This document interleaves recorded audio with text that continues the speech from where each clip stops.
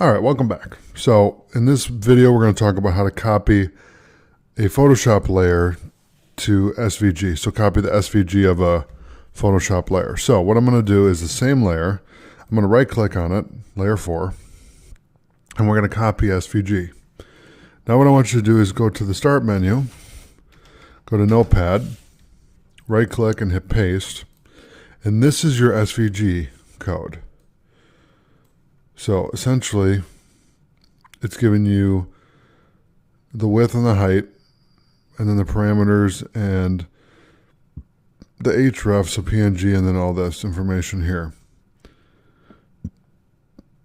And what this is going to do is it's going to make this document an SVG so that it's web friendly.